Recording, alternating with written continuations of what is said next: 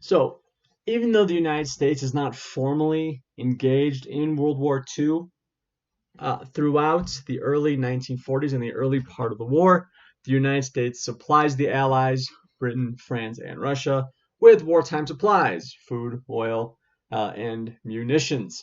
They also support, for the Pacific theater of war, China and other occupied nations against the Japanese. The Japanese, of course, do not take kindly to this. And then it, of course, strains that idea about when will the United States actually join the war. It is seen as it is inevitable that the United States will join the war against the Japanese. And so tensions between Japan and the United States continue to increase.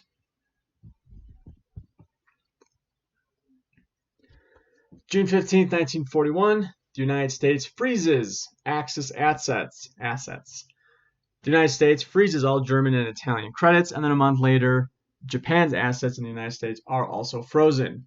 With assets frozen, Axis countries cannot withdraw funds invested in U.S. financial institutions, ramping up again the pressure between the United States and Japan in the Pacific.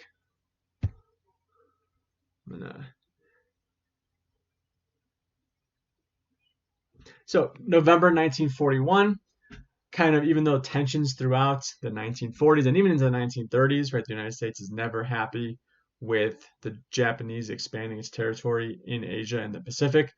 But a month before Pearl Harbor, the United States cuts off all oil exports with Japan and urges the empire to withdraw from China and Indochina.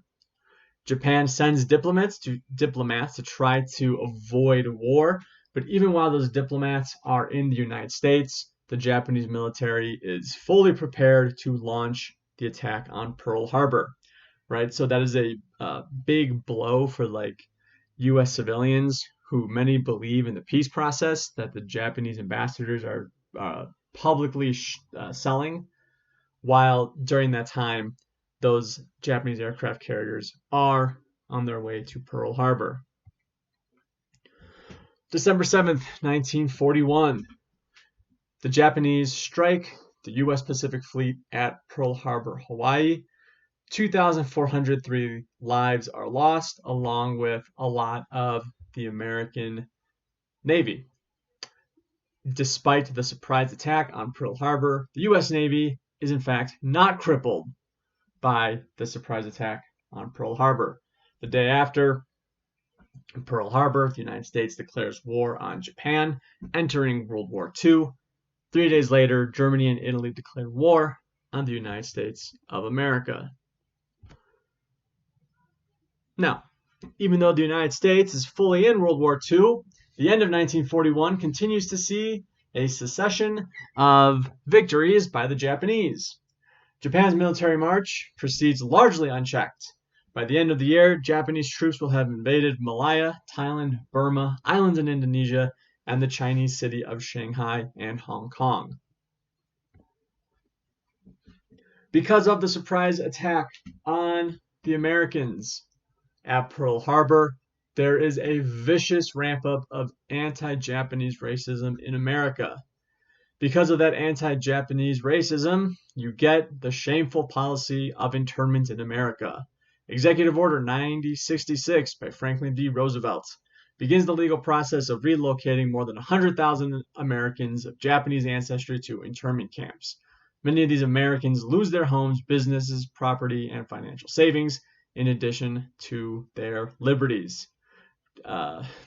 Just kind of that dark question to reflect on about if the government can suspend your civil liberties when you need them most.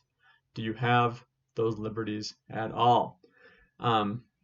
After Japanese internment in America, there was a long series for decades of legal action against the United States.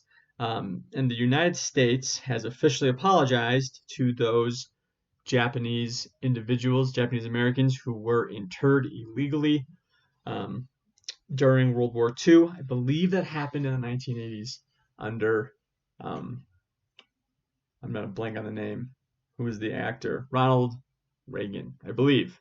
I had to double check that, but that official policy by the U.S. government has happened. In the Philippines, remember that at the end of the Spanish-American War in 1898, the Spanish Empire ceded the Philippines to the Americans, and the Americans have been there ever since. Well, April 1942, American and Filipino forces surrender to the Japanese in Luzon, Philippines. The Japanese forced the prisoners to walk from the tip of Bataan Peninsula to prisoner of war